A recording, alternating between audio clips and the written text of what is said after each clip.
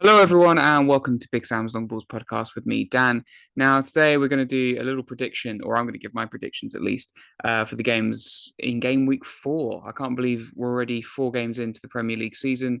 It's going by pretty quickly, especially if you're like me, a Liverpool fan. It's also going by pretty depressingly at this current moment in time. So, I'm going to see if I can predict all of the results coming over this weekend. But before we jump in, I just want to quickly say a huge thank you actually to everyone who's been getting involved in the channel recently. This is obviously still an incredibly small channel, but we've been getting a lot more interactions, a lot more sort of views, comments, likes, subscriptions. It genuinely means a lot to me, and I'm sure it would mean a lot to Chris as well. So it's great to see. Hopefully, we can keep this momentum building. Like I say in pretty much most of my videos, if you ever have any viewpoints that you want to get out there, you can always send us a message, and I'm sure we can sort of arrange time for you guys or for someone to come onto this podcast. So if you've got any footballing views of your own that you want to get out there, and maybe you don't have enough time or whatever to make your own YouTube channel, send me a message, and I'm sure we can sort of make some time and have you come onto the podcast.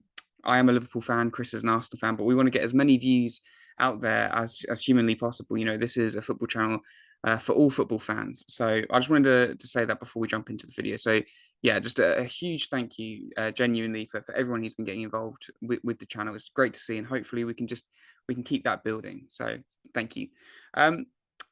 I'm on this website, worldfootball.net, not worldfootball.net rather. It looks like a bit of a prehistoric website. I don't know if there's a slightly more modern one, but this is the website we're going to use today. So these are all the fixtures that are coming out for game week 4. I'm going to see if I can get as many predictions right as humanly possible. Comment down below your predictions for this week's games as well. Make sure you do that. So first game coming up is going to be the lunchtime kickoff for Southampton at home to Manchester United, a rejuvenated, a refreshed, a new era Manchester United. They got the win over their great rivals, which obviously caused great pain to me. They were fantastic against us on Monday night, although I do feel that, I don't want to take anything away from Manchester United. I do think they were very, very good. However, I do feel that Liverpool at this moment in time are incredibly easy to play against. But let's not take that away from Manchester United. They're going to be going away to Southampton. I personally feel that's going to be a tougher game for Man United than playing Liverpool at this current moment in time. But I think it will be another win. I think Ten Hag is going to get his second win, keep that momentum building. I think it's going to be a tight game. Same result that you had against Liverpool, but a much tougher game. I think 2-1 to Manchester United. I see Southampton sort of going for this. I don't feel that Southampton are going to play in a similar style to Liverpool with the really high line and giving space in behind. Manchester United might have to work for it a little bit more and potentially bring on rather Cristiano Ronaldo from the bench in that one. Next we have, I think this could be a really good game. Brighton and Hove Albion host Leeds United. Both teams are at a really, really good start to the season. If you've seen any of my videos so far, you'll probably know how much of a fan I am of Brighton and Graham Potter. But what Leeds did at the weekend up against Chelsea was fantastic to see. The football that they played, the pressing, they look so much better than what they were under Bielsa last season. So really good to see both of these teams actually. I think this will be a fantastic game to watch, even if you're not a fan of either one. It will be great football here. So Brighton Leeds, I'm going to go. I can't really split them. I'm going to go 1-1 with this one. Yeah, 1-1. I think you take a draw, really, away at Brighton. That's how highly I really rate Potter. Next up is going to be the mighty Brentford up against Everton Football Club. I don't give much chance to Everton here. I'm going to go 2-0 Brentford. Yeah, I know Everton haven't, well, they're a place below us, so I was going to say they haven't had the worst start. I think they've played okay in games. They obviously haven't had brilliant results, but I think their performances have certainly been better than what we saw last season. However, obviously they've lost Richarlison, Dominic Calvert-Lewin's out for the foreseeable future. And obviously, we don't know what's going to be happening with Anthony. It looks like he could be going to Chelsea for 60 odd million, potentially more, which is like a bonkers deal to me. So I do think that Brentford at home, Yeah, Brentford at home is a fixture that I think you really want to avoid. They're playing some good football under Thomas Frank. They're a team that I think you want to actively avoid. So I'm going to go with 2-0 Brentford on this one. Sorry, Everton. Chelsea up against Leicester City. I really don't know with this one. I really don't know what to make of Chelsea. They played brilliantly against Tottenham. They were awful against Leeds. I watched that. Um, I don't know what Thomas Tuchel was talking about, where he thought they were the better team. Okay, maybe they sort of had the better opening 15 minutes or so, but once Leeds got in front, no chance on that one. And as for Leicester, um, no real excitement around that club. It feels like, obviously I'm talking as a bit of an outsider, but no real signings. Look like they could be losing players. Tielemans has been heavily linked to my team Liverpool in the last sort of 24 hours, although I highly doubt that link. Potentially available for 15, 16 million. So, and obviously Newcastle wanted Maddison. I don't know what to make of Leicester. I really don't. I'm going to go. I think it's going to be a Chelsea win. I think Chelsea have to get back on track. And at home, I think they will, especially after the performance last week. So I think they're going to be a lot better. However, we all know the problems with Chelsea. They don't have that firepower up top. I think if maybe Thomas Tuchel plays a back five, which I think when he does that, Chelsea look brilliant. When he goes to a back four, Chelsea suddenly look a little bit exposed, a little bit vulnerable at the back. But if he goes to a back five, I think Chelsea will win this one. They'll see out Leicester. Um, yeah, the lack of firepower. So maybe it's a bit optimistic to think that Chelsea will score a couple of goals in this one. But I think I can see Sterling getting on the score sheet for Chelsea here. Maybe Jamie Vardy for Leicester City at the other end. So but yeah, Chelsea to beat Leicester for me on this one. Ha! Now we get to my team, Liverpool, up against Bournemouth. Bournemouth, who probably are the weakest of the newly promoted teams. You might disagree with that. I feel like that's a fair point to say, but saying that, they are one place above Liverpool at this current moment in time. It's been an appalling start from Liverpool. We really need to get back on track. I'm probably going to do a little bit more of a detailed video about that, doing a bit of a build up to this game and the tactics that I would like to see Jurgen Klopp implement. There's no doubt, though, that the blueprint has been made for how to take points off Liverpool. So if Scott Parker wants to come to Anfield and leave Anfield with a point, he's going to have to sit back, low block, really, I hate the term, part the bus, but just pack their own penalty area, and with whatever pace that they've got in that team, use it to exploit Liverpool. Because right now the high line, lack of midfield, defenders out of form, it's piss easy to go 1-0 up against Liverpool. So that will be the tactics from Bournemouth this weekend. However, I am optimistic. That we're actually going to keep a clean sheet and that Liverpool are going to score 2. However, I don't think it's going to be a comfortable game. Certainly don't think it's going to be an easy game. I think Liverpool will win, and I think I can see us winning 2-0. But I think it's going to be scrappy. I think it's going to be tight. It's going to be bloody horrible. We're going to have to wait a long time, I think, in this game to get the first goal. And then once we do, then we might be able to hit Bournemouth on the counter as they come out, potentially. So, yeah, optimistically, I'm going 2-0 Liverpool against Bournemouth. And I can't believe I'm having to feel optimistic about this. Next up, we've got Manchester City at home to Crystal Palace. Obviously, Crystal Palace are the team over the last number of years who seem to manage to take points off Manchester City. So not a team that Manchester City probably enjoy going up against, to be fair. And I think Palace have started the season well. Big fan of Vieira.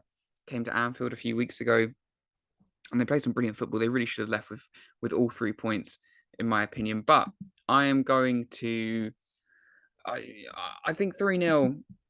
Personally, we've seen, obviously, last week Newcastle City was contender already for game of the season. It was brilliant, and I think it shows potentially a way to play against Man City is to really go against them, or to really go at them rather than just sit back and just wait for the inevitable. I think if you do that, if the comparisons between Liverpool and City, to really stop Liverpool, you sit back and you frustrate, and Liverpool will probably play into your hands. Actually, I think that's what Manchester City want you to do a lot of the time, because they've got that quality.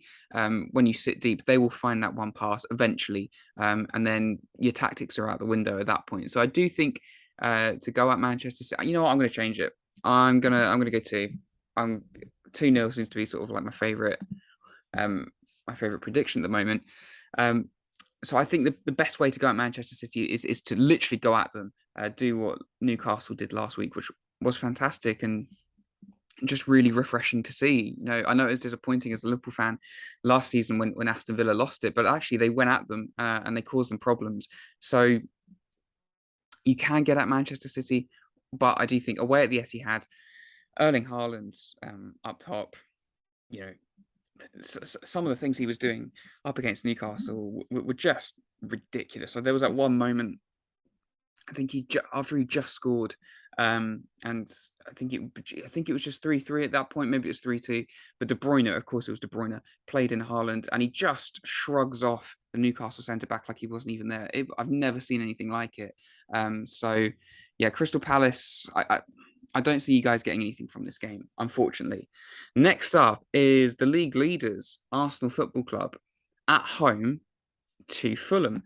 Now, I can't see anything other than an Arsenal win with this one. However, I do feel that Fulham will give as good as they get at times in this game.